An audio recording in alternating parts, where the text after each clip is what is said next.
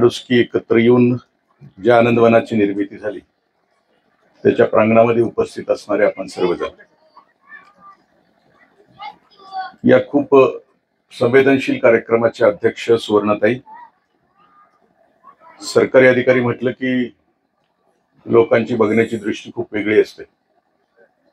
स्वातंत्र्य देवतेची प्रार्थना म्हणून कुसुमाग्रजाने जी कविता लिहिली त्याच्यामध्ये सरकारी अधिकाऱ्यांचं ऑफिस म्हणजे दरोडेखोरांची गुहा असं म्हटलंय. तुम्हाला मी स्वतः 25 वर्ष अधिकारी राहिल्यानंतर हे असं असू शकतं का, हे सुवर्णाताईंच्या सारखे अधिकारी आपण बघितल्यानंतर आपल्या लक्षात येईल.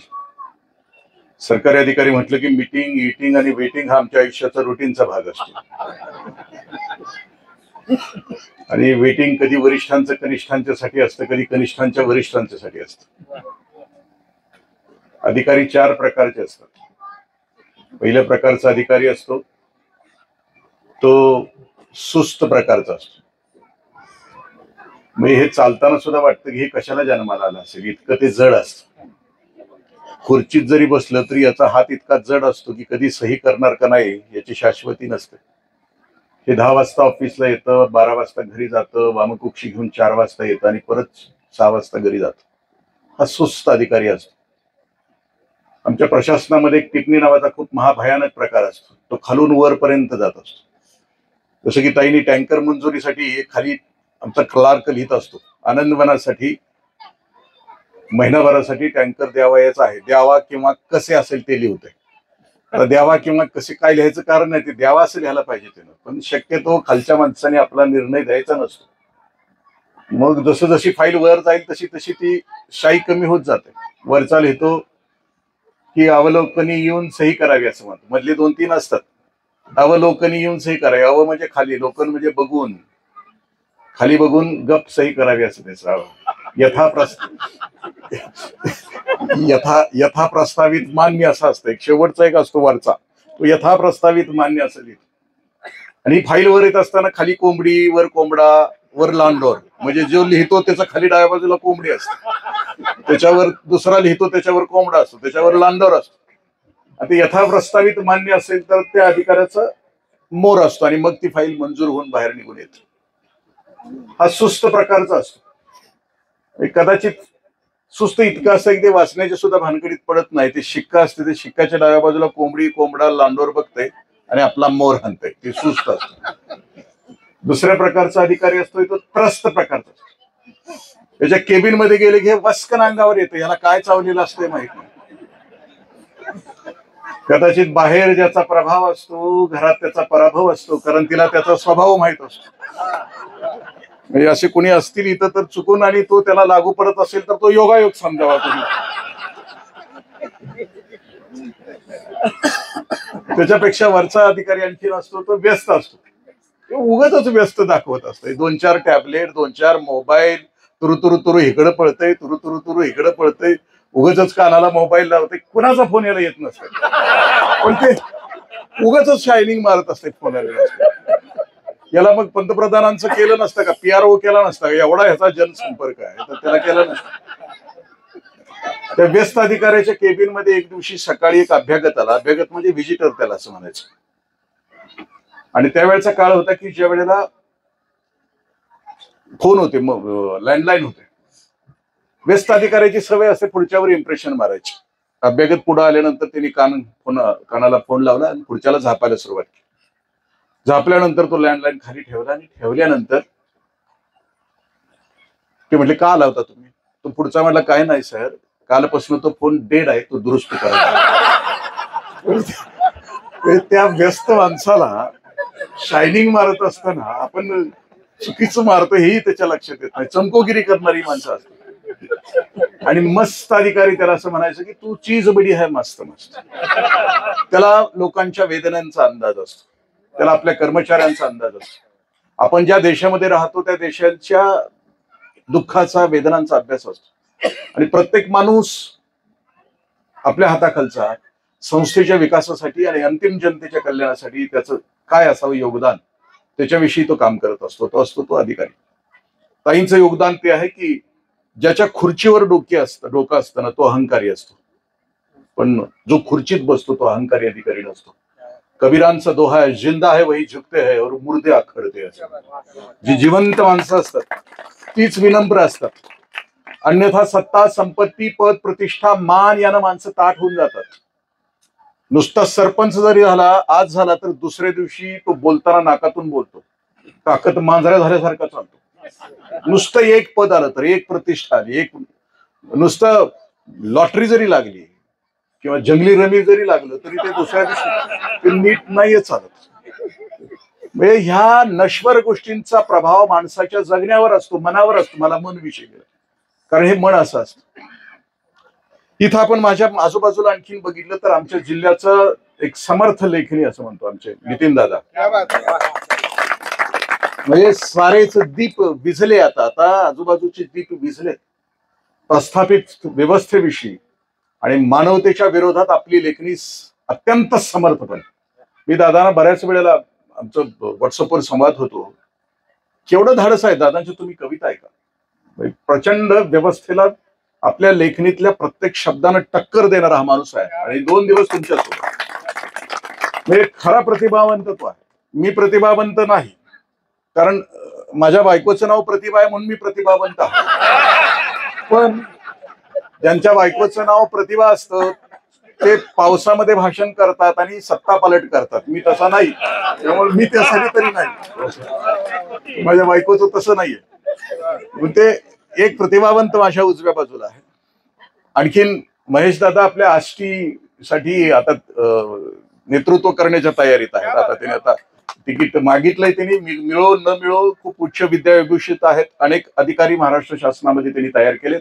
घोडावत मध्ये तिथल्या ह्याच्यामध्ये काम केलं आहे, पुण्यामध्ये MIT मध्ये त्यांनी काम केलं आहे आणि आष्टी मतदारसंघामध्ये ते अर्ज भरणार आहेत.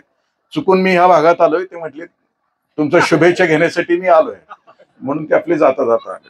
अशी समर्थ माणसं माझ्या डाव्या उजव्या बाजूला ड्रेसवाले सगळे बसलेले आहेत. आणि आपण सर्वजण खूप हृदयापासून म्हणजे या झाडांशी मैत्री करत असताना इथपर्यंत संदीप दादा असू द्या किंवा आम्ही मगाशी हे वाचत असताना अशा अंगावर शार येत होते. म्हणजे आपल्याला जे नसतात ते जर विशेषण लागली गेली तर माऊली म्हणतात की त्या माणसानं कसं जगावं. येथ व्युत्पत्ती अवघेची विसरीजे. ज्ञानेश्वरीमध्ये असं म्हणतात की माणसाला अनेक प्रकारची व्युत्पत्ती असते. म्हणजे त्याला अहंकार असतो. कशाचा अहंकार असतो? रूपाचा असतो, कुटुंबाचा असतो, जातीचा असतो, धर्माचा असतो. अशा अनेक प्रकारचे अभिमान असतात. मग माऊली म्हणतात की जगत असताना त्या माणसानं कसं जगावं. येथ व्युत्पत्ती अवघेची विसरीजे. मी कोणी मोठा आहे, मी लय शान आहे, मी अंतिम आहे, मी विशिष्ट आहे असं न जगता थोरपण पराहा सांडीजे. मी कुणीतरी वेगळा आहे आणि मोठा आहे हे बाजूला सरकवता आलं पाहिजे. जसं की संदीप दादा घेत नाही, स्वतःला लावून घेत नाही. सगळी माणसं जय जगा धाकुटा होई जे ताई जवळी कमाची. म्हणजे जगामध्ये जेवढं विनम्र धाकटं आय एम मिस्टर नोबडी आम्ही म्हणून ज्या वेळेला जगतो त्यावेळेला आम्ही खरं जीवन जगतो असं म्हटलं.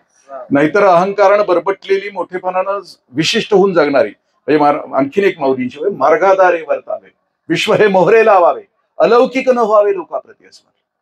म्हणजे मन खूप आनंदी ठेवायचं असेल, मार्गाधारे वर्तावे. आपल्याला जे सामर्थ्य दिले निसर्गानं त्या सामर्थ्यानिशी आपला भवताल सुखी आणि आनंदी करावा. मार्गाधारे वर्तावे. माझ्या वाट्याला माझं जे आलं असेल कर्तव्य ते खूप निष्ठेनं पार पडत राहणं. विश्व हे मोहरे लावावे. आपल्या कर्तबगारीमध्ये विश्वामध्ये मोहरे लावावे. म्हणजे खूप काम करावं, खूप मरेपर्यंत काम करावं आणि अलौकिक न व्हावे लोकाप्रती असं म्हटलं. पण आपण कोणीतरी वेगळे आहोत, विशिष्ट आहोत, असामान्य आहोत अशा प्रकारची जगण्याची धडपड कुणीच करू नये. कारण आनंद हा शब्दच मुळामध्ये आहे. आनंद हा शब्दाला विरोधार्थी शब्द नाही जगामध्ये. सुखाला विरोधार्थी शब्द आहे दुःख, पण आनंद शब्दाला विरोधार्थी शब्द नाही.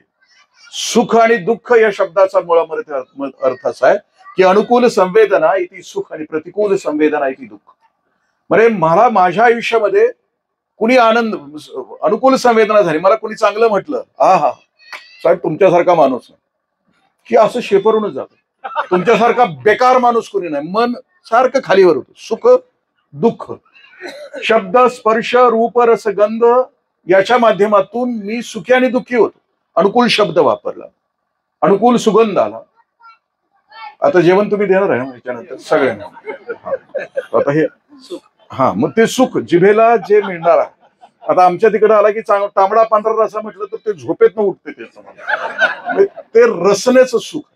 आम्ही सरकारी अधिकारी आहे, आम्हाला खालची ज्या वेळेला विचारतात ना किती जण येणार आहे तपासणीला येणार आहे, मग आम्ही सांगतो. मग खालून पुन्हा आवाज येतो की शाकाहारी किती मांसाहारी किती.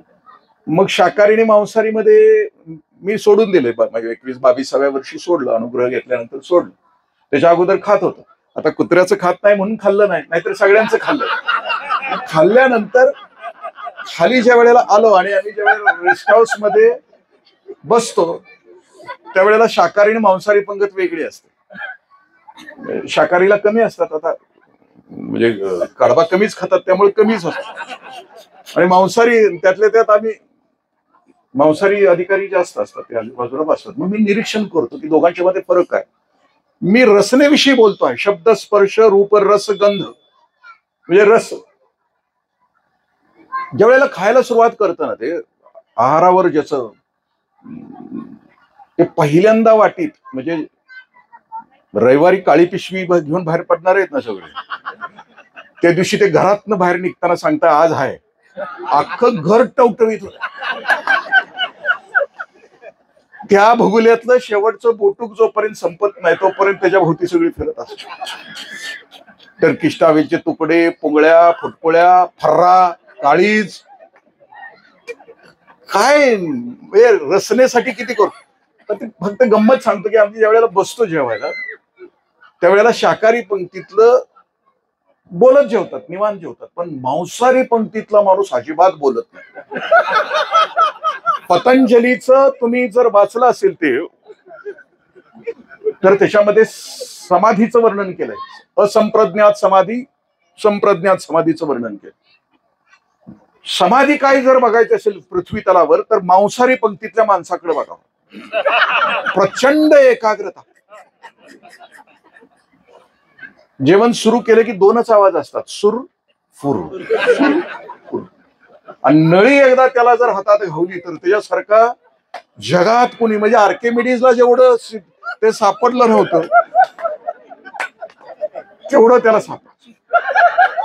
आणि सापडल्यानंतर नळी असं तोंडात घेते, 5-5 मिनिटं संघर्ष करत. एकदा इंद्रदेवाला शंका आली की हे तर माझं पद घेते का ह्या समाधीत. इंद्रदेव वरून खाली आला, अमृताचा कुंभ घेऊन ती नळी खात होता, त्याच्या पुढे उभा राहिला, म्हणला टाक बाजूला. हे म्हणते तुझं अमृत टाक बाजूला. म्हणते मी फक्त एक कबीरांचा दोहा वाचला आणि मी मटण सोडलं. मी देशमुखाच्या घरात जन्माला आलो, खाल्लं, पण एक प्रबोधन या शब्दाचा अर्थ काय, शब्द पटला, मनामध्ये रुतला की परिवर्तन होत. मग कबीरांचा एक दोहा मी ऐकला की घास खाकर मांस बडाए उसकी उलटी निकले खाल, मांस खाकर मांस बडाए उसका क्या होगा हाल.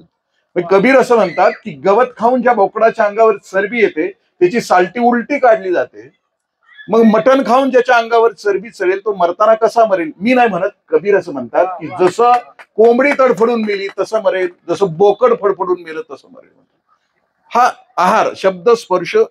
मी सुखाची व्याख्या सांगितली, सुख आणि दुःख. म्हणजे सुख या शब्दाचा आणखीन एक परमार्थिक अर्थ असा आहे, मनाशी संदर्भित. सुख म्हणजे चांगलं आणि ख म्हणजे आकाश.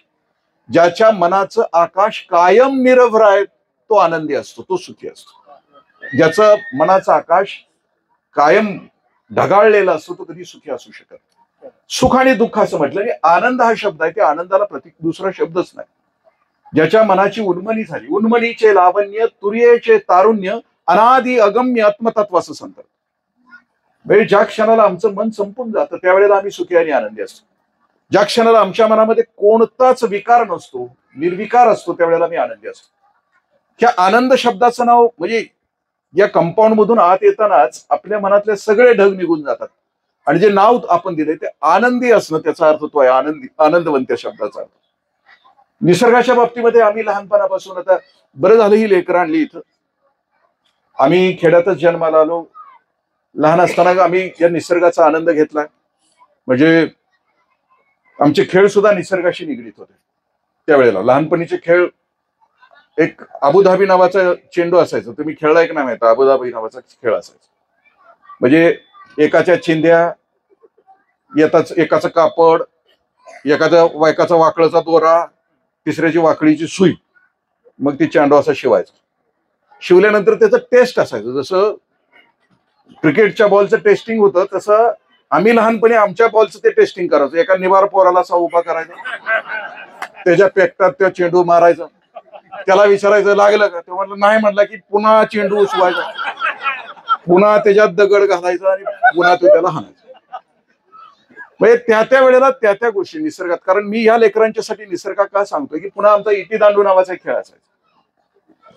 इटी दांडूसाठी ही बाबळीची झाडं लागायची. मग वड्याला हिंडायचं, सरळ ठपा काढायचा बाजूला, त्याला वसायचं, इट्टी काढायची, इट्टी कोलायची. इट्टी शक्यतो ओली असल्यामुळे फुटायची. मग पुन्हा कोणाच तरी टकोऱ्यात यायचं की हिंगण मिटका नावाचं झाड आहे. म्हणजे त्या प्रजाती नावाचा एक अवघड शब्द सकाळ मगाच्या पासून अनेकांच्या भाषणामध्ये आहे. प्रजाती म्हणजे हिंगण मिटका नावाची एक प्रजाती आहे वनस्पतीची. तिला एक असं हिंगण मिटका नावाचं एक असं फळ येतं. ते फळ आणायचं, रातच्याला घालायचं पाण्यात, सकाळी त्याच्यावरचा हे बाजूला सरकतून एक आत ही विट्टी राहते, हिंगण मिटका राहतो. ही इट्टी असायची दुसऱ्या दिवशी. दिदी आणि दादानो, विट्टी दांडू खेळत असताना सचिन तेंडुलकरला जेवढं स्किल नसतंय शिक्षण मारायचं तेवढं स्किल इट्टी दांडू खेळणाऱ्याला डांबार मारताना लागायचं. ते असं वर करायचं, विट्टी भंग दिशी ती इट्टी जायची. तिकडे कॅच करायला मैत्र असायचं, जो चांगला असायचा तो कॅच करायचा. मग पुन्हा ते मोपायचं. हेलपाव, हिट्टी तेरी मेरी, चौथा दांडू, पिलू पांडू, शंभू डोळा, सट्टाक फट्टाक, येरा पाव, दोरा चिट्टी, मेरा मिठी, चारी घोड, पारी गाय, बेळक की झोल. ही जी खेळलंय ना झक मारे, त्याला निसर्ग वेगळा सांगायचा दुसरा निसर्ग त्याला सांगण्याची आवश्यकता नाही. की आम्ही खेळलो आमच्या लहानपण. जांभळाच्या काळात आमचा एखादा तरी मैत्र हाताचा घेऊन राहायचा. आंब्याच्या सीझन मध्ये आता आमच्या पुढे ते साल्ट काढून असे एवढे 2-3-4 फोडी आणतात. आमच्या लहानपणी कुणाच्या बी घरात गेली की पाठी यायची. आणि ज्याला सोसायचं नाही ना हे खाऊन खाऊन, ते खायचं ना, आवरायचंच नाही.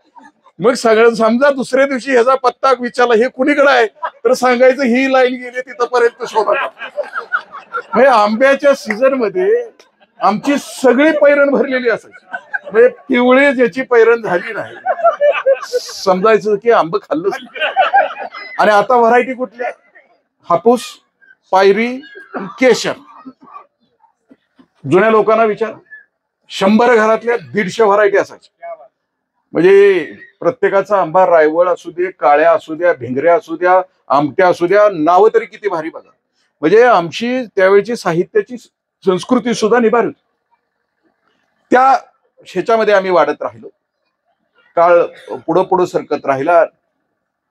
आनंद नावाची गोष्ट आम्ही विसरत राहिलो. ज्ञानेश्वरीमध्ये 6व्या अध्यायामध्ये काही ओव्या आहेत की ज्याला मनावर विजय मिळवायचा आहे त्याच्यासाठी त्यानं कुठं जावं. 6वा अध्याय राजयोग आहे. म्हणजे अंतिम सत्याला पोहोचण्यासाठी जे अनेक मार्ग सांगितलेले आहेत ज्ञानेश्वरीमध्ये किंवा गीतेमध्ये किंवा आणखीन अनेक ठिकाणी मार्ग सांगितलेले आहेत. कर्मयोग आहे, ज्ञानयोग आहे, भक्तियोग आहे, राजयोग आहे. त्या राजयोगाचं वर्णन या 6व्या अध्यायामध्ये केलं. मन निरभ्र करण्यासाठी किंवा समाधीच्या अवस्थेला पोहोचण्यासाठी त्याच्यात पहिली कंडिशन 11व्या श्लोकामध्ये साधारणतः 160 ते 180 पर्यंतच्या ओव्या आहेत. त्या ओव्यामध्ये कसं असावं, तुम्हाला राजयोग करायचं असले तर म्हणजे मगाशी मी पतंजलीचं सांगितलं, त्याच्यामधले म्हणजे यम, नियम, आसन, प्राणायाम, प्रत्याहार, धारणा, ध्यान आणि समाधी असं सांगितलं. मला विषय इतका अवघड दिला लहूदादाने की मन घातलंय त्याच्यामध्ये. जिथं जिथं मन घातलं जातं तिथं त्याचा कधी उद्धार होत नाही, पण ते मन माझ्या व्याख्यानामध्ये आज घातलेलं आहे. मग ते मन नावाची गोष्ट वशीकरण करण्यासाठी परमार्थामध्ये कोणत्या गोष्टी सांगितलेल्या आहेत, तर ती पहिली गोष्ट त्याच्यामध्ये हे यम, नियम, आसन, प्राणायाम, प्रत्याहार, धारणा, ध्यान आणि समाधी हा अष्टांग योग आहे. यम नियम म्हणजे अहिंसा, सत्य, अस्तेय, अपरिग्रह, ब्रह्मचर्य. नियम म्हणजे शौच, संतोष, तप, स्वाध्याय आणि ईश्वर प्रणिधान. आणि पुन्हा मग आसन, प्राणायाम, धारणा, ध्यान आणि समाधी. याच्यामध्ये पहिलाच गोष्ट आहे की यम नियमाचा, की म्हणजे अहिंसा करू नका, सत्य बोला, यम, नियम, आसन, प्राणायाम. मग मन जर वशीकरण करायचं असेल, राजयोगामध्ये पहिली अट कोणती असेल, मनावर ताबा मिळवायचा असेल तर त्या माणसाचं आसन, एका आसनामध्ये त्याला 3 तास सलग बसता आलं पाहिजे. म्हणजे आता आपल्या सगळ्यांना बघा, आता आल्यापासून जे खाली बसलायत त्यांनी एका ह्याच्यावर बसलेलेच नाहीत. एकदा ह्या घमेल्यावर, एकदा ह्या घमेल्यावर, मेरुदंड ताट करताच आला. आसनशय असा प्रकार त्याच्यामध्ये सांगितलं की एकाच आसनामध्ये मेरुदंड ताट ठेवून सलग 3 तास बसता आलं तर तो आसनशय आहे. मग ह्या आसनशय होण्यासाठी किंवा ते मनावर सामर्थ्य मिळवण्यासाठी तुम्हाला कुठं जावं लागेल, तर त्या जाण्याचं जे आनंदवनाचे आता जे तुमचं वर्णन आहे ना, की तिथं ते काय काय असावं, त्या जंगलामध्ये काय काय असावं, तिथं निरव शांतता, तिथं शांतता असावी, तेथं निगोड मठ व्हावाचे असं म्हणतात. म्हणजे मनावर विजय मिळवायचा असेल तर अशा परिसरामध्ये जा की जिथं प्रचंड शांतता असेल, जिथं पोपटाची बडबड नसेल, पण एखादा मोर आम्हाला चालेल, मोर मधून येऊन गेला तरी चालेल, आणि निगूढ गूढ अशा प्रकारचं ते वातावरण असावं. तिथं गेल्यानंतर कोणत्याही प्रकारची, आणि खूप त्यांनी सांगितलं की एखादा व्यापारी असेल आणि जाता जाता त्या वनामध्ये थांबला तर त्याला व्यापार करण्याची सुद्धा इच्छा होऊ नये इतका तो शांत असावा. एखादा विकारी माणूस असेल आणि विकारासाठी तो जात असेल आणि तो त्या वनामध्ये थांबला तर त्याचा विकार सुद्धा जागा होऊ नये, त्याला तिथंच थांबावं असं वाटत असेल. जो ज्या गुणाचा असेल त्याचा गुण तिथं थांबावा आणि तिथली सात्विकता त्याच्या हृदयामध्ये उतरावी, अशा प्रकारचं ते ठिकाण असावं. मग इथं आल्यानंतर आपल्या सगळ्यांच्या लक्षात येत असेल की आपल्याला या आनंदवनामध्ये आल्यानंतर आपल्या मनावर नियंत्रण ठेवायचं असेल तर या सगळ्या गोष्टीची व्यवस्था इथं केली. मन लय बेकार आहे, म्हणजे मनावर विजय मिळवणं आजपर्यंत कुणालाच जमलेलं नाही. आणि मन फक्त निसर्गामध्ये येऊन, म्हणजे ज्या ज्या वेळेला असेल, कारण ज्यांनी वनामध्ये गेले त्यांना परत जनामध्ये यावं लागलं. वनामध्ये यासाठी जायचं असतं की ते वनाची ताकद घ्यायची असते, वनाचं सामर्थ्य घ्यायचं असतं, आणि ती ताकद आणि सामर्थ्य जनामध्ये येऊन जनामधले विकार आणि सगळ्या गोष्टी नाहीशा करण्यासाठी वापरायच्या असतात. त्याच्यासाठी या वनाची निर्मिती. मी पर्यावरणाविषयी बोलत असताना जे 2 चित्रपट आहेत, द इनकन्व्हिनियंट ट्रूथ नावाचं, कारण हे शिबिरच मुळामध्ये पुढच्या पिढीसाठी आहे. हे शिबिरच मुळामध्ये माणूस नावाच्या जातीला आणखीन पुढे जगता यावं यासाठी. आज जगभरामध्ये पर्यावरणवाद्यांच्या पर्यावरणाचा जे अभ्यास करतायत त्याच्यामध्ये त्यांचं असं म्हणणं आहे की 2050 साली पृथ्वीवरील माणूस नावाची जात संपणार आहे. आणि याच्यावर अनेक वेळेला चिंतन झालेलं.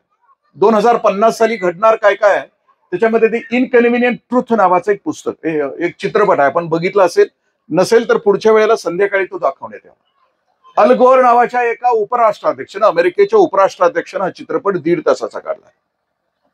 या चित्रपटामध्ये 2050 साली पृथ्वीवरील माणसाची जात संपणार कशी आहे त्याचं चित्रण केलं. या पृथ्वीवरचं पर्यावरणामध्ये माणूस नावाची जात संपण्याच्या दिशेनं जात आहे. म्हणजे वसुंधरा तापत असताना वसुंधरेतला हा माणूस नावाची जी शेवटची जात, म्हणजे निसर्गाच्या फॅक्टरीतला माणूस नावाचा शेवटचा जात, याच्यानंतर त्या निसर्गानं पुढची जात नाहीये तयार केलेली. माणूस हा शेवट आहे, अल्टिमेट.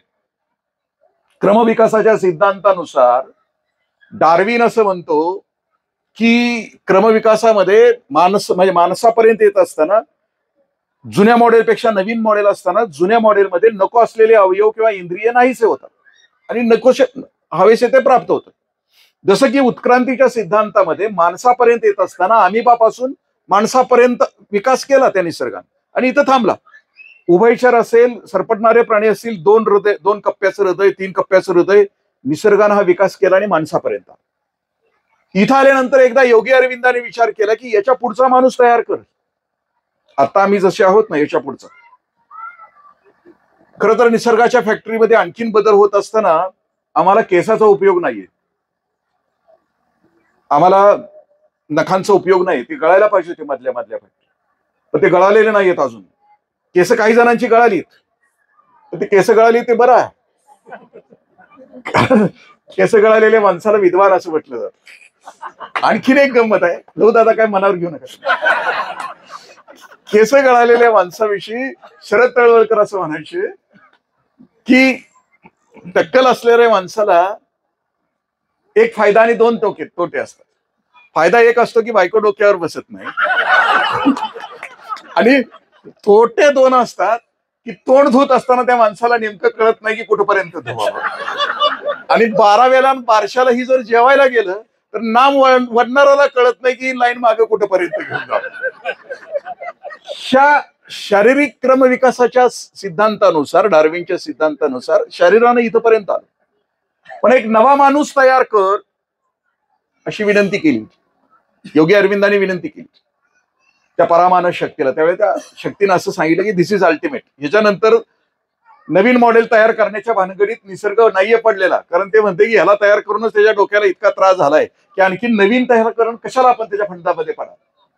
पण निसर्गाच्या फॅक्टरीमध्ये निसर्गानं तयार केलं ते माणसाला तयार केलं. सगळं वैभव दिलंय ते माणसाला दिलंय. गंमत बघा, आपलं शरीर तयार करत असताना म्हणजे निसर्गाच्या फॅक्टरीमध्ये जनावरांमध्ये आणि माणसामध्ये फरक केला, कारण हे लाडकं लेकरू आहे. माणूस नावाचं परमेश्वराचं लाडकं लेकरू आहे, कारण त्याला मन दिलं, कारण त्याला बुद्धी दिली.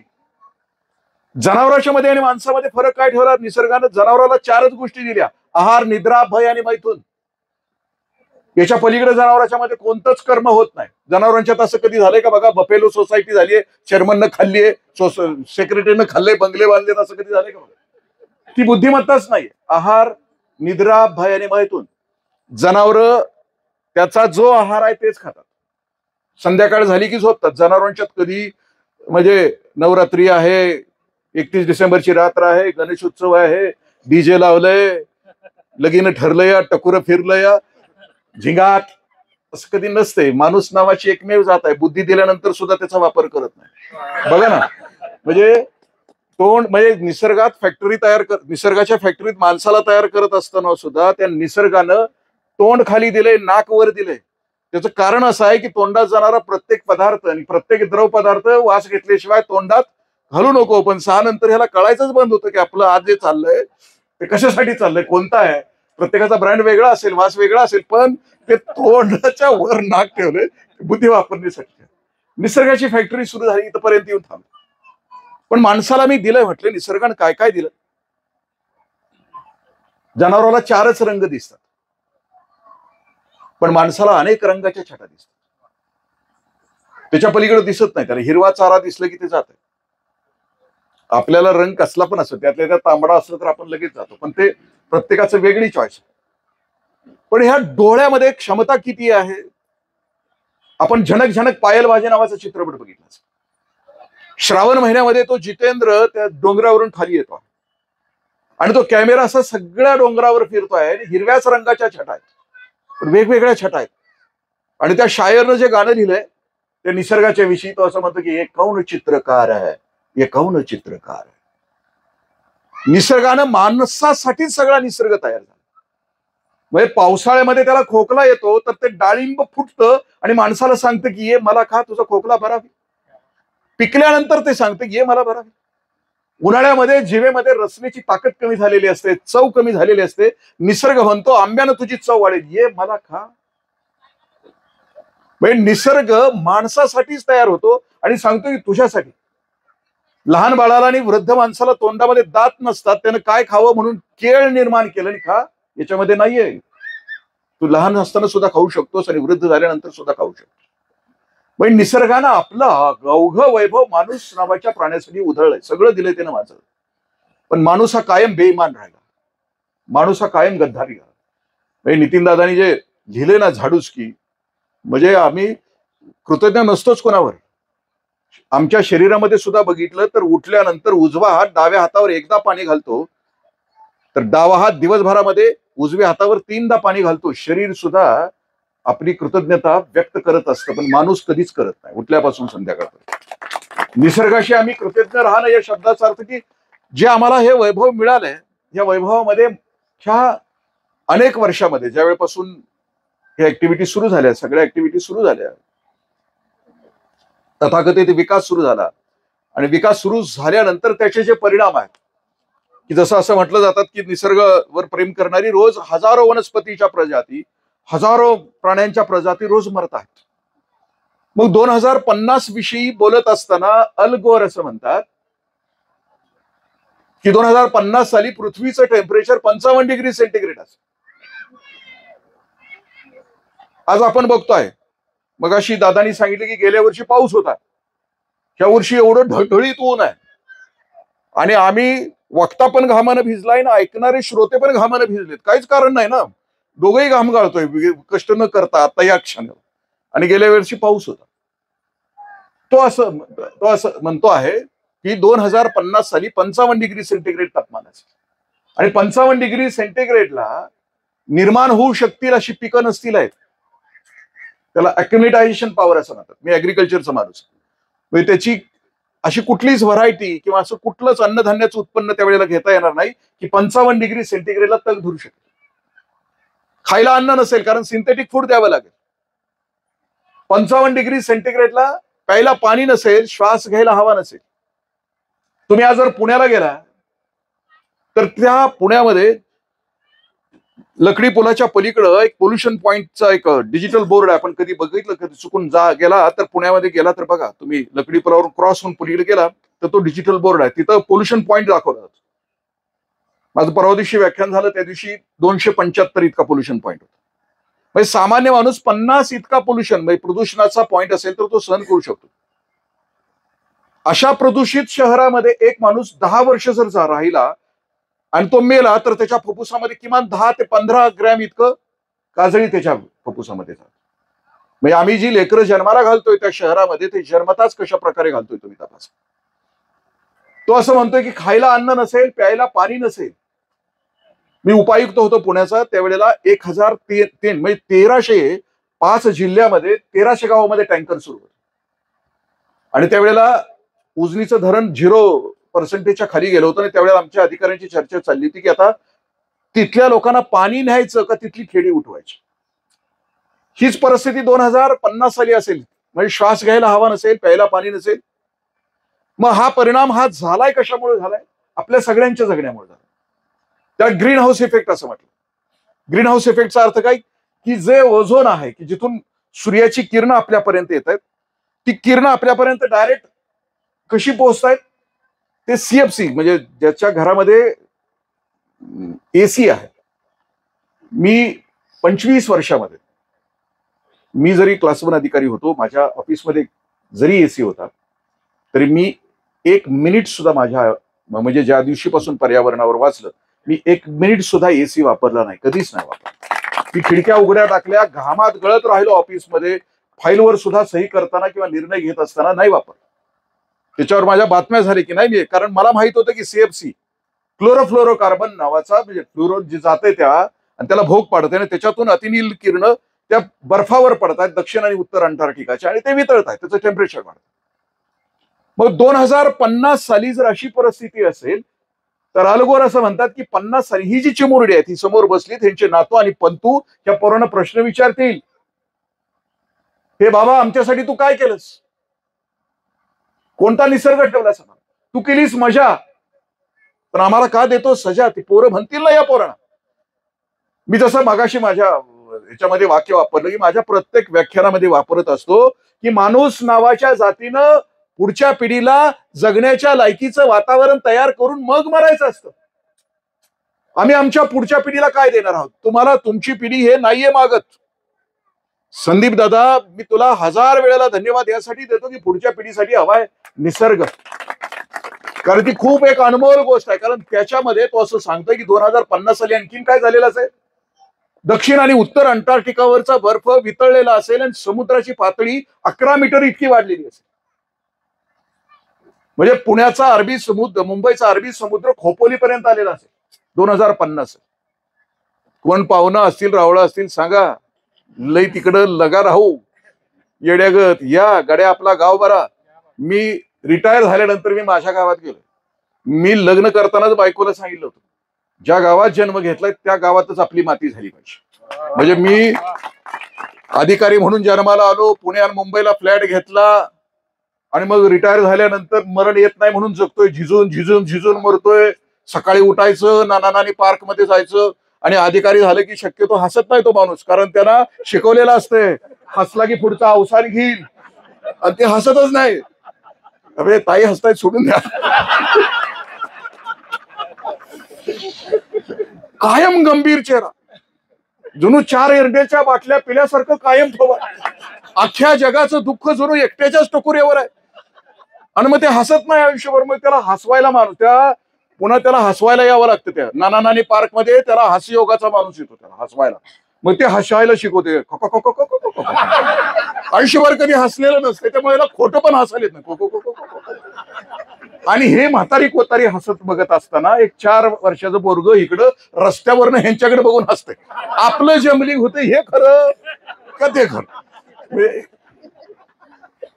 ही तो लिहितो की मग असं जग तयार होईल. त्याने एक उदाहरण दिलं त्याच्यामध्ये. अल्गोर असं म्हणतो की माणूस कधी जागा होईल. तो असं म्हणतो की माझ्या घरात माझ्या बापाची शेकडो एकर तंबाखू होती, सिगारेटची फॅक्टरी होती. अल्गोर असं म्हणतो. त्या सिगारेटनं त्या तंबाखूनं अनेकांना कॅन्सर झाला, फुफ्फुसाचा कॅन्सर झाला आणि मी माझ्या बापाला अनेक वेळेला सांगितलं होतं की हे बंद करूया, पाप करतोय आपण, तंबाखू हे करतो आहे, लोकांची फुफ्फुस बाद करतो आहे, लोकांच्या मृत्यूचं कारण आपण बनतो आहे, आपण नको ना करायला. पण माझ्या बापानं ऐकलं नाही. पण त्यावेळेला तो असं म्हणतो की माझी बहीण सिगारेट ओढायला शिकली 12व्या वर्षी आणि 16व्या वर्षी तिला फुफ्फुसाचा कॅन्सर झाला आणि माझ्या बापाच्या समोर ती माझी बहीण तडफडून फुफ्फुसाच्या कॅन्सरनं मेली. त्या दिवशी माझ्या बापानं तंबाखूचं उत्पन्न बंद केलं, सिगारेटची फॅक्टरी बंद केली. पण तोपर्यंत माझ्या बापाला त्याच्या काळजाचा तुकडा म्हणजे पोरगी ही सिगारेटच्या कॅन्सरनं संपवावी लागली. त्यावेळेला खूप उशीर झाला होता. हे आनंदवनाचं काम आहे ना, ज्याला समजणं ना त्यांनी उशीर काम करता कामा नये. त्याच्यासाठी आणखीन एक पोरगी लढली, तिचा मी इतिहास सांगतो आणि ती कदाचित ऐकली पण असेल. ग्रेटा थुंबर्ग नावाची पोरगी 9वीतली. तिच्या बापानं तिला सांगितलं की तुझ्या वाट्याला निसर्ग असणार नाही, हा खोटा विकास आजूबाजूला सुरू आहे. मग त्या पोरीने विचार केला की मी काय करू. ह्या 9वीतल्या पोरीनं स्वीडनच्या त्या संसदेच्या बाहेर एक असा बोर्ड लावला आणि त्या बोर्डवर लिहिलं की फ्रायडे फॉर द फ्युचर. मग तिनं जगभरातल्या या चिमुरड्याला, सगळ्या 16-17 वर्षाची पोरगी जगभरातल्या सगळ्या पोरांना आव्हान केलं की कारण बाप ज्या दे आम्ही सगळेला आहोत, आम्ही बदलत नाही, आम्ही सगळी मोठी माणसं. 30 वर्षाच्या वरचा माणूस बदलत नाही, बन चुके हो. बदलायचं आमच्या ह्याच्यातच नसतं. कितीही चांगलं ऐकलं तरी बदलत नाही. आता प्रवचन मी किती वर्ष करतोय, प्रवचनानंतर येतात माणसं पाया पडतात. किती माझं बरोबर आहे का? त्या पाया पडण्याचा अर्थ काय असतो? जे तासभर तू काय सांगितलं असशील की तुझ्या पायावर ठेवून आम्ही निघालो. जे काय तुला जगायचं असेल ते तुझं तू जग, तुझा आणि आमचा काय संबंध. हे तर 2 दिवस जे शिबिर संपन्न होत आहे, उद्या बाहेर जातानाच मॉडेल बदललेलं असतं, त्यानं त्याच्यामध्ये परिवर्तन केलेलं असतं. मग त्याच्याविषयी काय करायचं त्याविषयी आपण बोलणार आहोत. ते ग्रेटा थुंबर्गनं लिहिलं फ्रायडे फॉर द फ्युचर, कारण तिच्या वडिलांनी तिला सांगितलं की बाळा तुझ्या वाट्याला निसर्ग असणार नाही, तुला मरावं लागेल, तुला श्वास घ्यायला हवा असणार नाही, तुला प्यायला पाणी असणार नाही, तुला खायला अन्न असणार नाही, बेटा तू बघ तुझं जग तुझं. पण तिला फ्रायडे फॉर द फ्युचर लिहिल्यानंतर तिला 5 कोटी पोरांनी सपोर्ट केला. हे पोरांनी चिमुरड्यांनी सपोर्ट केला, संवेदनशील पोरांनी सपोर्ट केला. त्यानंतर तिचं भाषण झालं. तिच्या भाषणाला 5 लाख पोरांनी एक वर्षभर तिची चळवळ सुरू होती. 5 लाख पोरांनी तिला पाठिंबा दिला. Yes, Friday for the future. तिच्यासाठी वसुंधरा परिषद येऊन आता बोलवावी लागली. इतकी चळवळ या चिमुरड्यांच्या मध्ये जगभरामध्ये निर्माण झाली आणि तिच्यामध्ये तिचं भाषण आहे. वसुंधरा परिषदेमध्ये 2019च्या युनोच्या परिषदेमध्ये या 16 वर्षाच्या चिमुरडीचं भाषण आहे 5 मिनिटाचं, 4 मिनिटं आणि 56 सेकंदाचं. ग्रेटा थुंबर्ग स्पीच इन युनो, पर्यावरणावर भाषण आहे त्या पुढचं. म्हणजे मी सुद्धा अनेक वेळेला ते भाषण बघतो, कारण का मला सुद्धा वाटतं की मी जवळजवळ 36 वर्ष मी प्रबोधन करतो. चुकतंय का काय? माणसं का नाहीत बदलत? बोलून पाषाणाची दुनिया बदलली नाही, बहर इथे शब्दांचे मी नुसतेच उधळले होते. शब्द दगडाची दुनिया आहे, बदलत नाही. कारण मगाशापासून म्हणतात की संदीप दादा किंवा हे जो ग्रुप आहे ही सगळी वेडी माणसं आहेत आणि वेडी असल्याशिवाय काम होत नाही. ज्यांच्या डोळ्यामध्ये टचकन पाणी येतं दुःखानं आणि वेदनेनं, तीच माणसं काम करतात आणि ती वेडी असतात. जगामध्ये वेड्यांची संख्या 5% आहे आणि शहाण्यांची संख्या 95% आहे. 95% शहाणे आहेत, ती माझ्यासारखी आहे, ती स्वतःचा संसार करतात. हम दो हमारे दो माँ बाप फेक दो, हा दळभद्री संसार माझ्यासारखे हलकट आणि नीच करतात, कारण ते शहाणे असतात.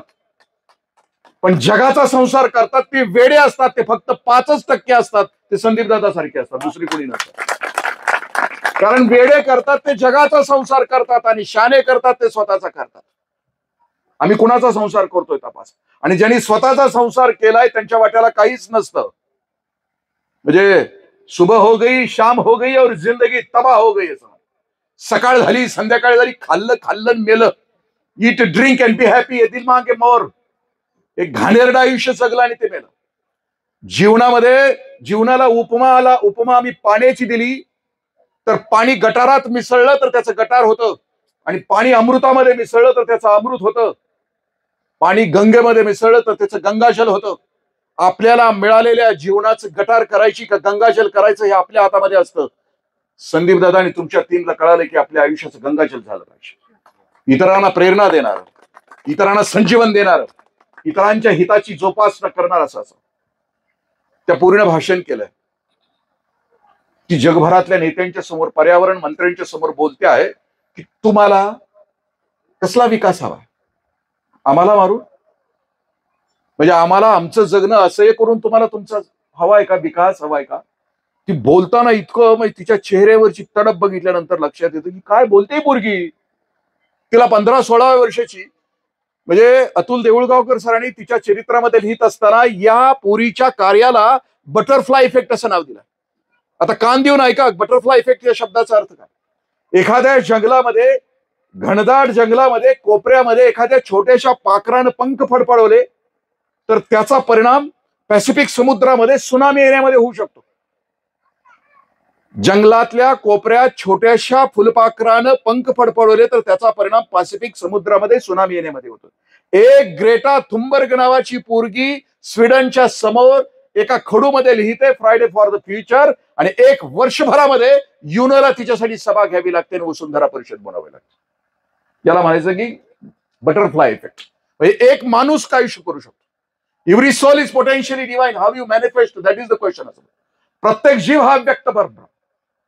म्हणजे प्रत्येकाला निसर्गानं सामर्थ्य दिलंय, एनर्जी दिले, ऊर्जा दिले, पण ती एनर्जी आम्ही कोणत्या कामासाठी वापरणार. स्वतःसाठी भोरटं जगायचं आहे मला, सामान्य जगायचं आहे का त्याच्या पलीकडचं जगायचं आहे. ती ऊर्जा आम्हाला वापरायची कशासाठी. म्हणजे मी कायम सांगत राहतो की सॉल्मन ग्रँडीची कविता आहे ना, त्याच्यासाठी आम्हाला जगायचं आहे का. सोमवारी जन्माला येणं, मंगळवारी मोठं होणं, बुधवारी लग्न करणं, गुरुवारी पोरं होणं, शुक्रवारी आजारी पडणं, शनिवारी लईच आजारी पडणं आणि आयतवारी असलं भोरटं जगायचंय का आम्हाला. का मिळालेलं जीवन असामान्य होऊन, वेगळं होऊन, अनेकांच्या आयुष्याचं हित जपत जपत, अनेकांचं कल्याण करत करत आम्हाला जगायचं. तिचं ते भाषण आहे, ते 4 मिनिटं आणि 52 सेकंद. आणि जगभरामध्ये पर्यावरणामध्ये जे सोल्युशन दिलंय आपल्याला वसुंधरा परिषद, म्हणजे ही परिषद उद्या संपत असताना तुमच्या माझ्या प्रत्येकाच्या हृदयामध्ये ते वाक्य कोरून ठेवलेलं असलं. वसुंधरा परिषदेने जी घोषणा केली ती कोणती केली आहे. Think globally, act locally and response personally. म्हणजे विश्वात्मक विचार करा. थिंक ग्लोबली, पुढे काय म्हटलं, act locally and response personally. ठीक आहे, तिकडे सुनामी वगैरे येणार आहे, तिकडे सगळं होणार, विचार करू त्याचा. पण मी आता लोकलाइज काय करू शकतो. संदीप दादाला एवढी जागा मिळाली, मला माझ्या घराच्या पुढची जागा आहे, मला माझ्या गावामध्ये, माझ्या आजूबाजूच्या परिसरामध्ये कोणकोणत्या गोष्टी आहेत की जे मी पर्यावरणासाठी करू शकतो. आणखीन मी काय करू शकतो की कार्बन जाणार आहे, मी फटाकडे नाही उडवणार. मी आणखीन ऍक्ट लोकली. माझा एक मित्र आहे, निसर्गाच्या सहवासामध्ये आले, तो लोकली कसा ऍक्ट होतो. तो पुण्यामध्ये आर्किटेक्ट होता, मी आहे सॉरी जिवंत आहे, मित्र आहे माझा, गोल्ड मेडलिस्ट, नवरा बायको, खूप संपत्ती कमवली पुण्यात. पुण्यातल्या एक नामवंत शाळेमध्ये मुलं होती दोन्ही. आणि अचानक त्याच्या लक्षात आलं की आपण निसर्गाच्या विरुद्ध जगतोय. पुण्यातली सगळी संपत्ती त्यानं करोडोंची विकली, दान करून टाकली, आणि तो आता आजऱ्याला येऊन राहिला. आता त्याचं नैसर्गिक जीवन ऍक्ट लोकली, तो तिथं कसा राहतो, त्याने 1 लाखाचं घर बांधलंय, तेही निसर्गाचं. म्हणजे इकडं तो करोडोंच्या घरामध्ये राहत होता. परिवर्तन या शब्दाचा अर्थ काय, बदललेल्या या शब्दाचा अर्थ काय. तो आता आजऱ्यामध्ये राहतो आहे, 1 लाखाचं घर बांधलंय. त्याला 2 मुलं आहेत, दोन्ही मुलांना घेऊन तो घरात राहतोय. त्याची एकच बेडरूम आहे, नवरा बायको खाली झोपतात आणि पोरं वर झोपतात माळ्यावर. मी त्याला म्हटलं असं का रे? तो म्हटला की इंद्रजित 16 वर्ष होईपर्यंत पोरांच्या हृदयाच्या ठोक्यांचा आवाज मला ऐकू आला पाहिजे. मला बाप आणि आई व्हायचं. मला हे पुण्यात जमतच नव्हतं. मी यायचो पैशाच्या माग लागून, मी यायचो रात्री घरी तर माझी पोरं झोपलेली असायची. सकाळी निघून जायचो, संध्याकाळी यायचो, पोरांची माझी भेटच व्हायची नाही. मला ते सगळं सोडायचं होतं. खरं माणूस म्हणून जगायचं होतं म्हणून मी इथं. त्यांनी आता घरामध्ये एक मोटरसायकल आहे, तिघांच्या चौघांच्या 4 सायकली आहेत.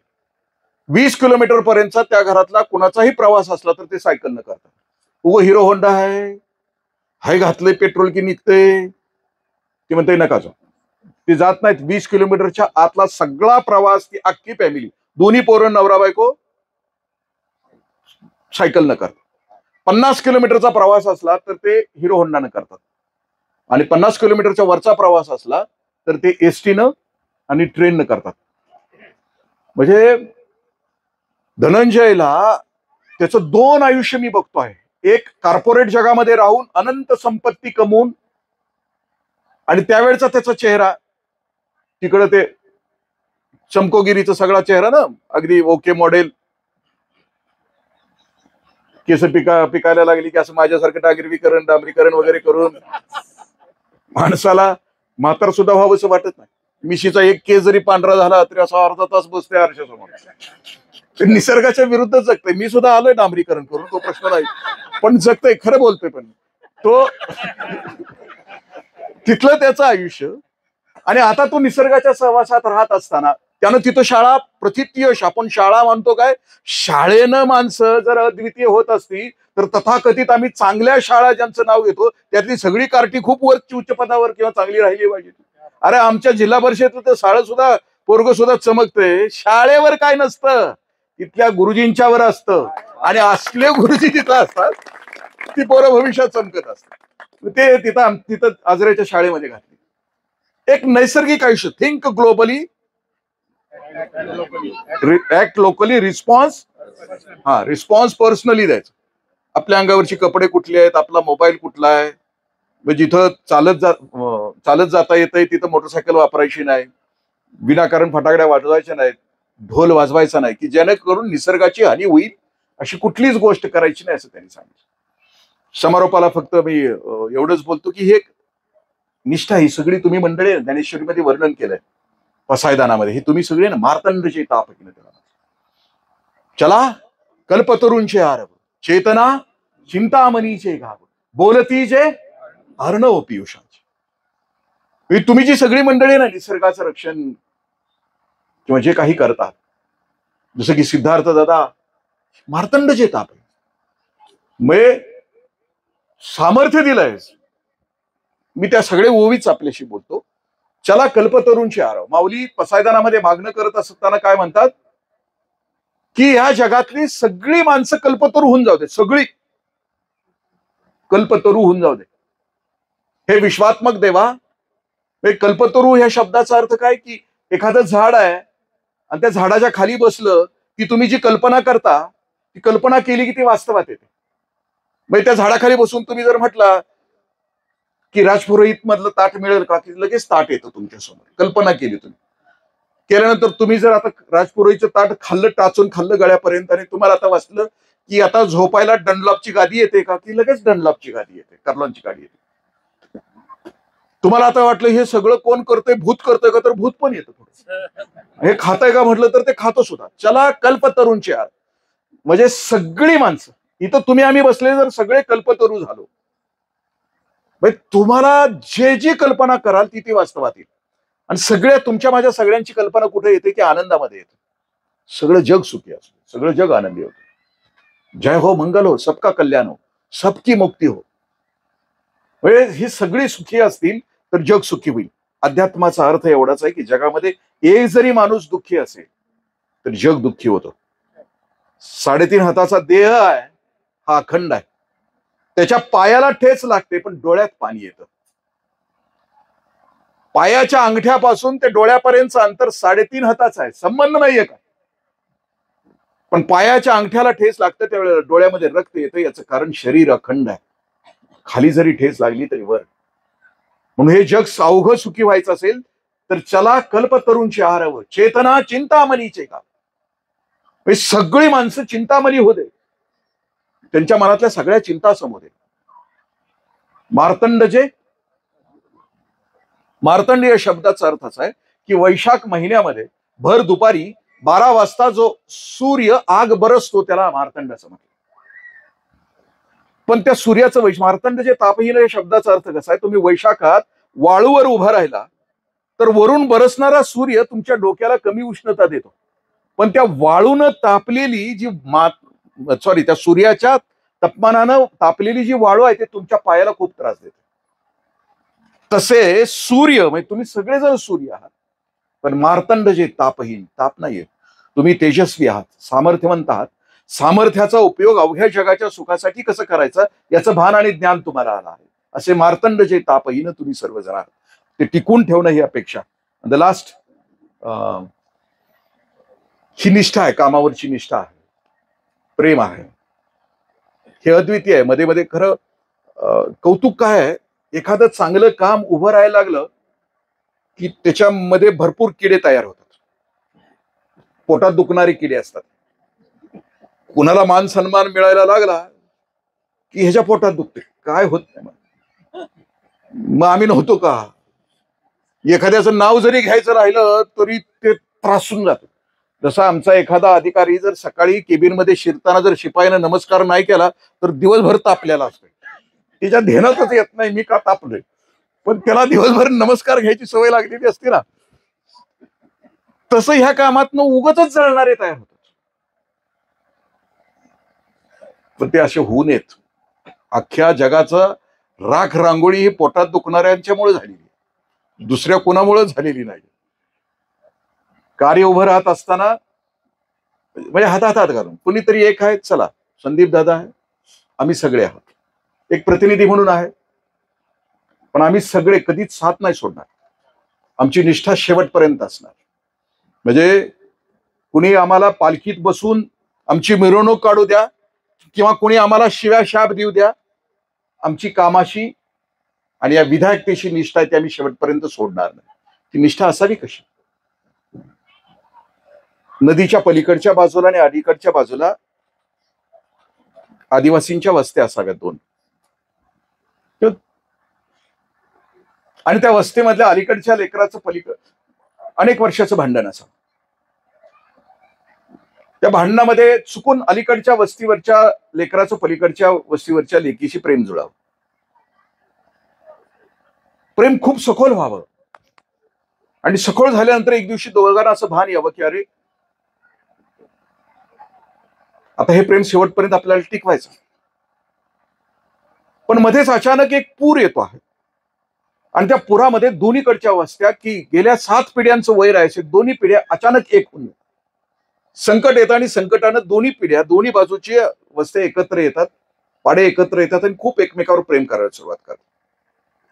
दुश्मनी संपते, पिढ्यानपिढ्यांची दुश्मनी संपते.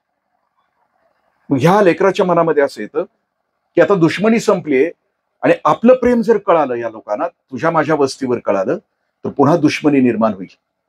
आज आपण आपल्या प्रेमाला विराम देऊया, पण आपण भेटत राहू रोज. मी इकडे येईन, नदीच्या या काठावर मी येईन, तुला मला भेटायचं, रोज आपण एकमेकाला भेटायचं, बघायचं.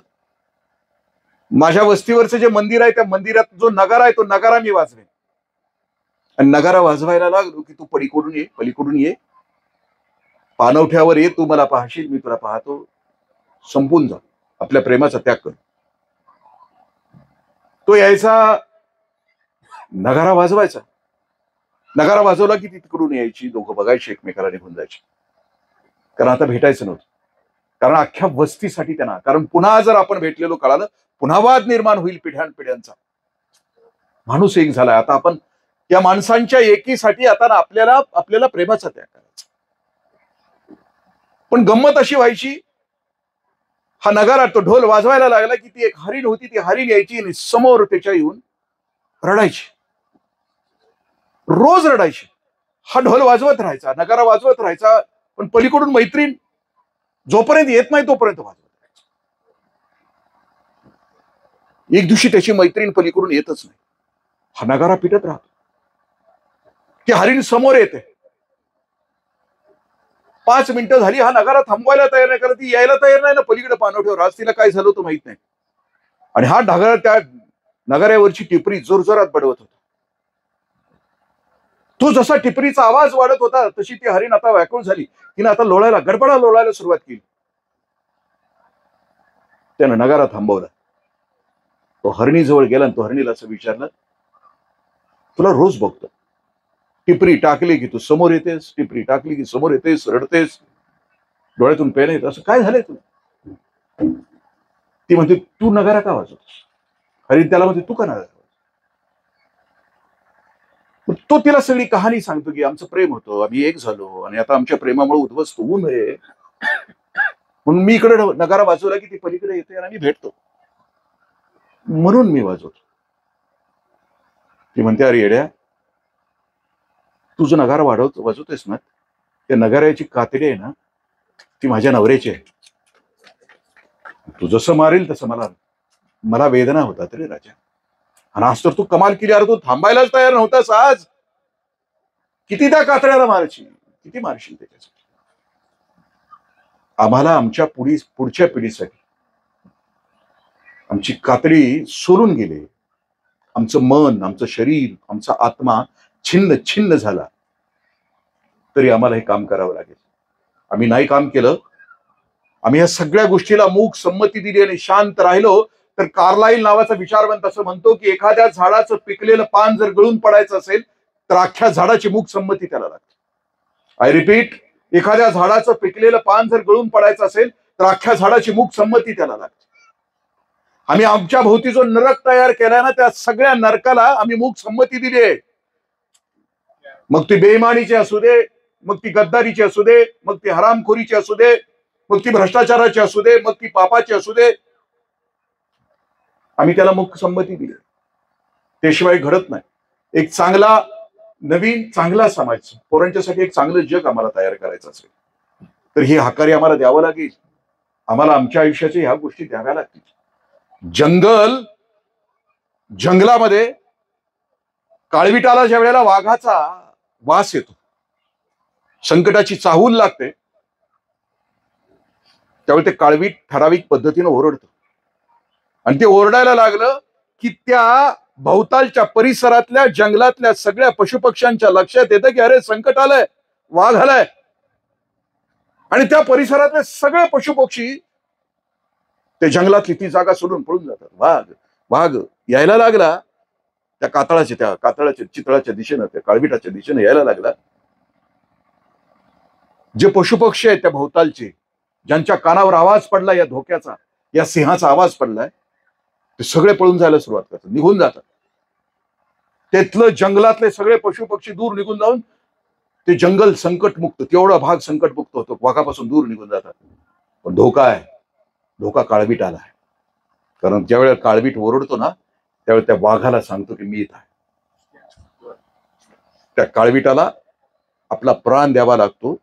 त्यावेळेला जंगलातलं इतर वन्यजीव जागे राहतात, जिवंत राहतात.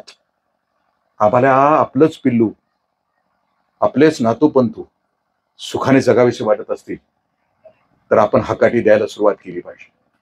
आणि हकाटी द्यायला आम्ही जर नाही सुरुवात केली तर आपले नातू पंतू फिरून आपल्याला प्रश्न विचारतील, बापा, हे आजोबा काय दिलंस आमच्यासाठी?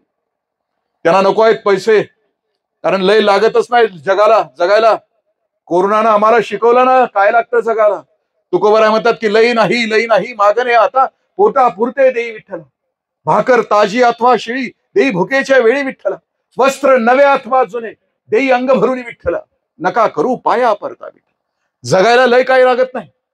आणि जे जगायला ज्यांना लय लागतं तेच फाजील आहेत, तेच हरामखोर आहेत, तेच बेईमान आहेत. आपल्याच जगण्याशी आपण कधीच बेईमानी न करता प्रामाणिकपणे, सुसह्यपणे जगत राहणं, पुढच्या पिढीसाठी जगत राहणं हे आपल्या हातामध्ये आहे. सुरेश भटांची कविता आहे, तिनं समारोप करतो. जे उगच ताटपणानं आजूबाजूला हिंडतात ना, एवढंच काम करतंय, बाराण्याचं काम करतंय, बाराण्याचं हे करतोय, चार आण्याचं काम करतोय, बाराण्याची प्रसिद्धी करतोय. म्हणजे कार्लाईलचं आणखीन एक वाक्य आहे, ज्या वेळेला खुजा माणसांच्या सावल्या क्षितिजापर्यंत पसरतात त्यावेळेला समजून चालायचं की पृथ्वीचा अंत जवळ आलाय. आज खुजीच माणसं आहेत आपल्या आजूबाजूला, लक्षात येईल. म्हणजे सांगायची आवश्यकता नाही. सकाळ झाली की दांडू पुढे गेला की सकाळ झाली, चिकलू उठला, इतके चिकलू आहे त्या सकाळपासून संध्याकाळपर्यंत कोणी आमच्या हिताचं बोलायला तयार नाही. त्या गोष्टीपासून आपल्याला दूर होण्यासाठी, एक चांगला समाज आपल्या पोरांच्यासाठी तयार करण्यासाठी आपल्या आयुष्याचा होम, आपल्या आयुष्याचा त्याग, आणि हे शिबिरामध्ये आपण सगळेजण जिगरबाज आहोत, हृदयस्थ आहोत. बुद्धीची माणसं जास्त काम करत नाहीत. बुद्धीची माणसं फार फार तर माणसामध्ये भेद निर्माण करतील. बुद्धीची माणसं सत्ता, संपत्ती, पद, प्रतिष्ठा, मान कमवतील. पण हृदयाची माणसं हृदय जोडतील आणि अवघं जग सुंदर करतील. त्याशिवाय म्हटलाच नसता माझा ज्ञानोबा, अवघाची संसार आनंदे भरीन, आणि आपलं ब्रीद वाक्य, अवघाची संसार एकट्याचाच करीन, बाकीच्यांची वाटच लावीन. त्या दळभद्री संसारातून वर येऊ एक चांगला समाज, पुढच्या पिढीला जगण्याच्या लायकीचं वातावरण पृथ्वी तयार करू. माणसानं आपल्या अस्तित्वानं पृथ्वीचा अंत आपल्या कर्तबगारीनं पुढे ढकलायचा असतो. 2050 या पृथ्वीवरील माणसाचा अंत जर ठरवला असेल तर आपण सगळ्यांनी इथं उपस्थित असलेली आपल्या कर्तबगारीनं या पृथ्वीचा अंत पुढे ढकलावा लागेल. त्याच्याशिवाय या आजच्या शिबिराचं आणि इथं निर्माण केलेल्या या स्वर्गाचं दुसरा हेतू कुठलाहीच नाही. जसं की आपले पंतप्रधान जिथं जातात तिथं म्हणत असतात की ये भूमी मुझे बुलाती है, तसं मी पंतप्रधानांचा कोणी प्रचारक नाही, तसं ये आनंदवन मुझे बुलाता है, असं सगळ्या भारतातून सगळ्यांनी इथं आल्यानंतर ते वाक्य उच्चारलं पाहिजे, अशी प्रार्थना. नितीन दादाची संध्याकाळी कविता ऐका, टावका निघेल. त्या शब्दामध्ये प्रचंड ताकद. मी म्हटलं ना, मी वसंत दादाशी एकदा फोनवर म्हटलं, अरे सगळेच लेखण्या एवढ्या का दबून गेल्या, आणि दादा तू कसं काय धाडस करतो? तर ते आमच्या दुष्काळातलं पाणी आहे, त्यामुळे ते तसं घेतंय. दुपारी त्यांना आजमावा. खरं तर मी 1 तास 5 मिनिटं बोललो, एवढं बोलायचं नसतं. उद्घाटनाच्या भाषणामध्ये यायला उशीर केलाय, आणि उशीर होऊन सुद्धा आपण एवढ्या मनापासून ऐकलं. कारण मुद्दा असा आहे, जेवण चांगलं आहे, वाढणारा आग्रही आहे, आणि खाणारा जर पण तसाच असेल तर मग वाढणाऱ्याला पण मजा येते. म्हणून मी वाढण्याचं काम केलं. तुम्ही खाणारे पण आहात, जेवण पण मस्त हे सगळं करून ठेवलंय. तर तुमच्या पायावर डोकं ठेवून मी माझ्या वाणीला विराम देतो. काही चुकलं असेल तर क्षमस्व, योग्य असेल ते राहिले का? सुरेश भटांची कविता, ताठ कॉलरीचा ताठा वाकणार आहे, वंचनाचं ज्याची त्याला खोपणार आहे. जे आजूबाजूला भोरटे आहेत ना, आपल्या भोवती उगतच चमकलेले दिसत आहेत, म्हणजे आकाशा एवढे यांचे डिजिटल आहे कर्तबगारी. ताठ कॉलरीचा ताठा वाकणार आहे, वंचनाचं ज्याची त्याला खोपणार आहे. वंचना आहे त्या लोकांची, त्यांना कळत नाही का आम्ही बेईमान आहोत, आम्ही गद्दार आहोत, आम्ही हरामखोर आहोत, कळत नाही का त्यांना? वंचनाच आहे ते, स्वतःशी केलेली वंचनाचं ज्याची त्याला खोपणार आहे. गटारात खुपसुनी माना सूर्य शोधितीच आहे, गगन का तयाशी मिंधे राहणार आहे. म्हणजे उगच आम्ही माणसं गटारात खुपसून माना आत सूर्य शोधतो, आत नसतो शुद्ध, आत अंधारा असतो. आम्ही जे तथाकथित सुखी आयुष्य म्हणतो ना, मी मगाशी म्हटलं ना, ब्रँडेड शूज, ब्रँडेड कपडे, ब्रँडेड मोबाईल, दिल मांगे मोर, हे कधी असू शकत नाही तसं आयुष्य. म्हणजे मी 16 वर्षाचा आहे, माझा बाप अंडरवर्ल्डशी संबंधित आहे, माझ्याकडे पैसा आहे, मी 2 माणसं मारली तरी मी ससून हॉस्पिटल मधले रक्ताचे नमुने बदलू शकतो. माझ्याकडे पैसा असला, मेहता नावाची पोरगी आहे, 12वीला नापास आहे गुजरात मधली, पण तिला नीट मध्ये मार्क्स आहेत 720 पैकी 720. तुमची माझी पोरं पुरी लातूर पॅटर्न, कोटा पॅटर्न 2-2, 3-3 वर्ष सणाला येत नाहीत, रात्रंदिवस अभ्यास करतात, शेकडो पेपर सोडवतात. आईबाप स्वप्न बघतो, माझी पोरगी, माझा पोरगा 5-7 वर्षानंतर स्टेथोस्कोप अंगावर ऍप्रंट घालून येऊ शकतील. पापाच्या पैशानं पेपर सुद्धा तुम्हाला फोडता येऊ शकत असतील तर कोणतं जग तयार केलंय? गटारात खुपसुनी माना सूर्य शोधितीचे. आम्ही गटारात माना खुपसून हे सूर्य शोधतो आहोत, हे बेमानीचे, गद्दारीचे, हरामखोरीचे. गगन का तयाशी मिंदे राहणार आहे, मठोमठी मंबाजिनी लाख करू द्या कीर्तने, विठू काय बेमानाना पावणार आहे. आमच्या सारख्या भोरट्या लोकांनी मठोमठी मंबाजिनी लाख करू द्या कीर्तने, विठू कधीच बेमानाना पावत. विठू आपली वाट बघतोय रात्रंदिवस. त्याला आमची आवश्यकता आहे विठूला. दुसरं आम्ही आहोत म्हणून विठू आहे, नाही तर दुसरा कुणीच नाही त्याला. त्या विठूसाठी आपल्याला काम करावं लागेल. धन्यवाद. जय हिंद, जय महाराष्ट्र.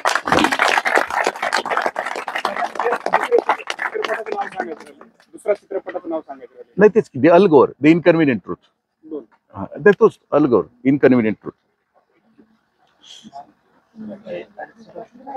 सूत्रसंचालक